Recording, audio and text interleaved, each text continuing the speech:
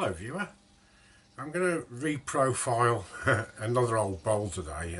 This was the first bowl I ever did. It's been sitting very politely on the coffee table and it's rubbish, to be honest, but you know, it's the first one I did ages ago. You know what it's like, you get your new lathe and you've got to go and buy a load of big bowl blanks and you soon use them up. Anyway, the main thing is to use a glue chuck with this because I've got to get a mortise back in the base of it. So I'm going to just run through how to use a glue chuck first. So I'll just grab the camera and I'll show you how it's done. Right, first off, got this old bowl. I think it was Sapili, if I remember right. And it's really rubbish, you know, first thing I did. So now's the time to sort of try and improve it a bit. I didn't even finish the bottom off very well, so I want to get a mortise in there. So what you need is a good chunk of scrap wood. I always keep one or two of these. Not much good for anything else, but really good for glue chucks. The next thing you need obviously is a hot glue gun. This is only a cheap, you know, DIY shop one, can't mention the name obviously. Leave it on for a good 10 minutes to get it as hot as you possibly can.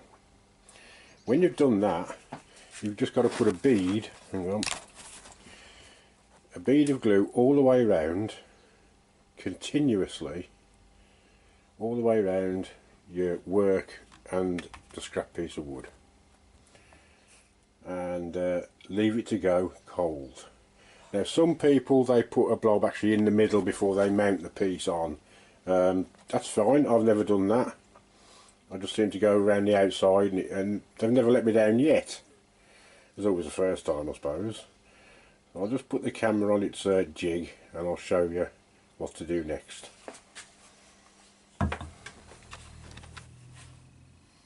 Okay, you just start off, if I can turn it, with a good bead of really hot glue.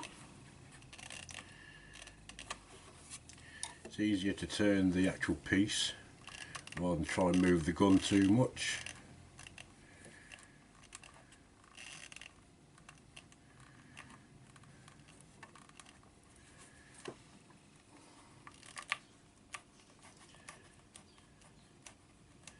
It only takes a few minutes.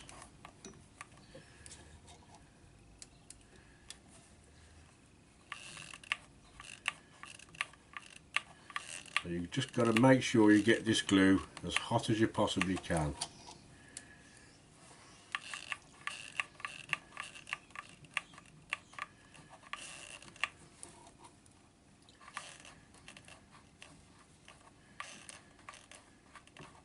The glue sticks are only a few pence each. And it solves the problem of remounting something if you haven't got a tenon or a mortise to mount onto.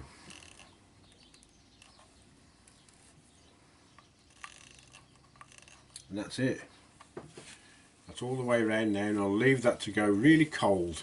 Don't even try and do anything while it's still warm. Even if you think it's set, leave it for a few extra minutes, let it set nice and firmly, and then you should be able to work on the piece. Okay, I've left the glue now setting for about 10 minutes. It's nice and firm. Remove the tailstock away from it. So I'm just going to cut a mortise in here now, and hopefully the glue will stay on.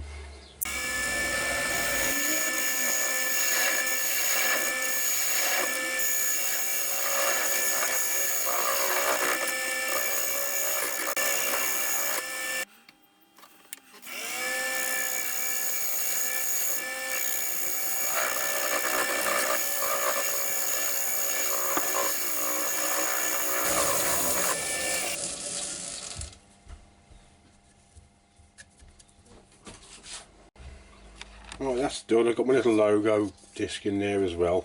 So before taking off the glue chuck, I'm just going to do a bit of reprofiling on here. It's a bit of a square edge.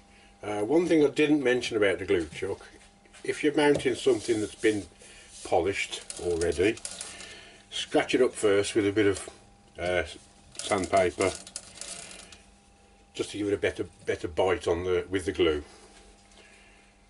I'm just going to go over this with a scraper.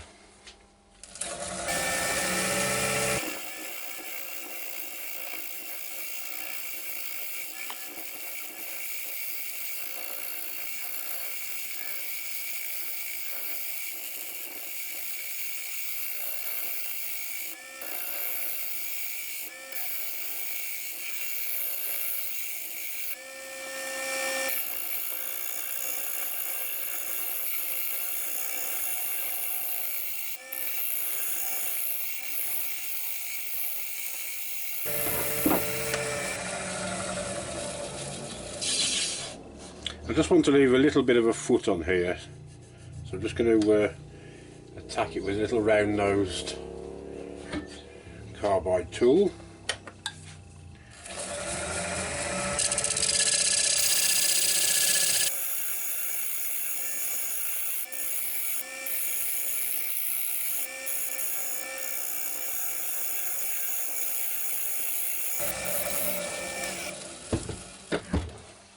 And already that's a much better looking profile. I will probably lose quite a bit of the depth here. It'll be a very shallow platter more than a bowl. So now I'm going to get it off the glue chuck. How do I do that, I hear you say? Well, it's pretty straightforward really. There's a number of ways you can do it. You can dig it with a screwdriver and peel it off, or just get one of your scrapers or any kind of tool that you can get in with really, and just turn the glue down till you've got most of it off, and the item should break away. Should.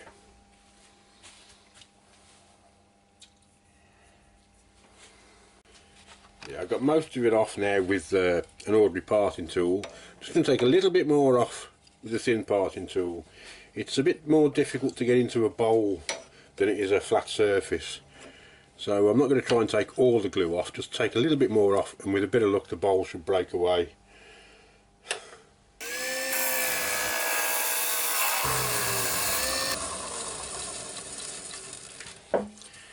So there you go. There you go. And that's just got to be turned off now. Comes off quite easy. Clean it off your tools afterwards though, 'cause it does tend to stick to the ends a bit. So that's it. I can now get it mounted in the chuck and basically do what I want with it.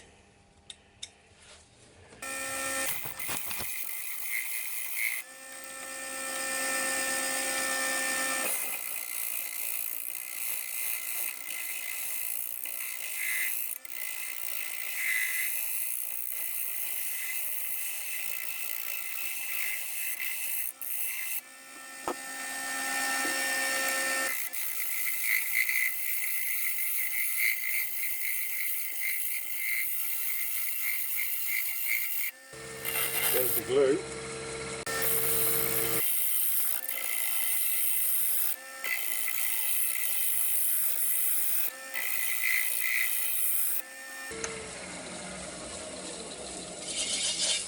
That's already changed shape considerably now. It looks a hell of a lot better.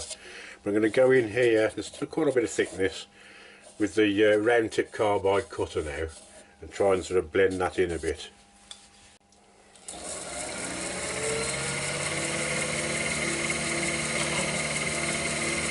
A little bit high.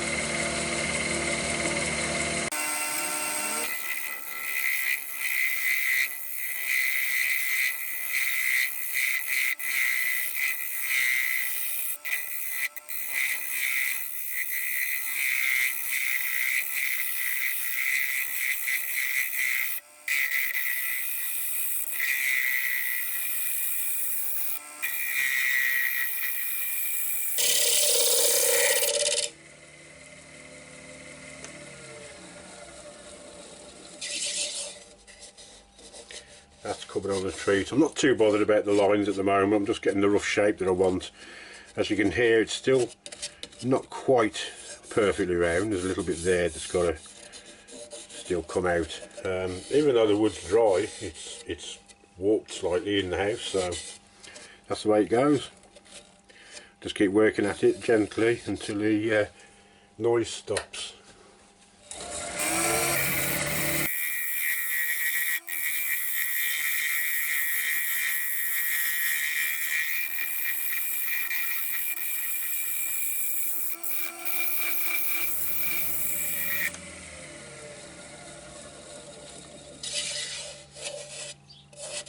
Oh, that's a lot better.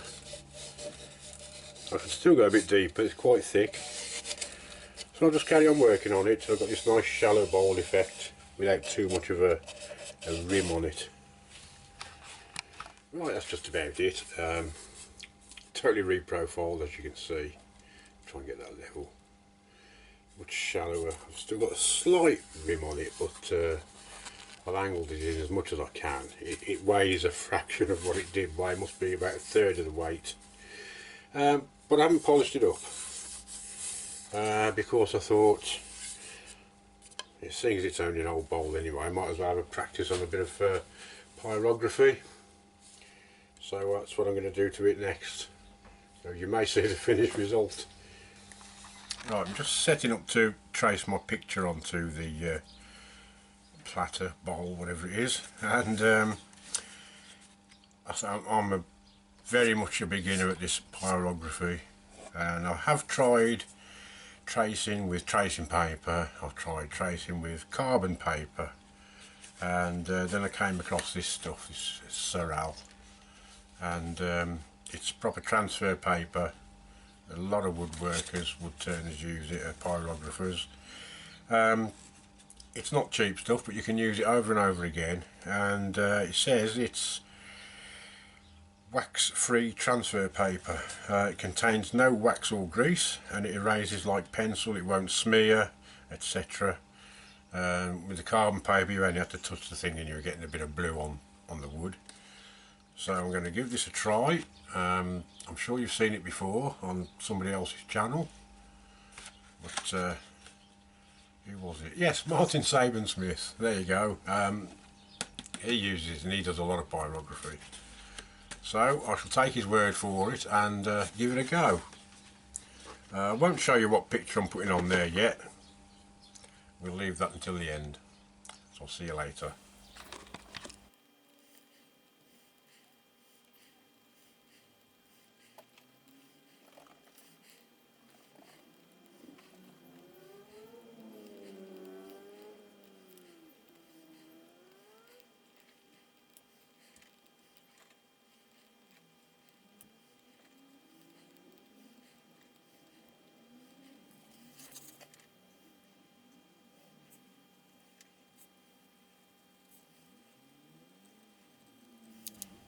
There we are, another reprofiled piece.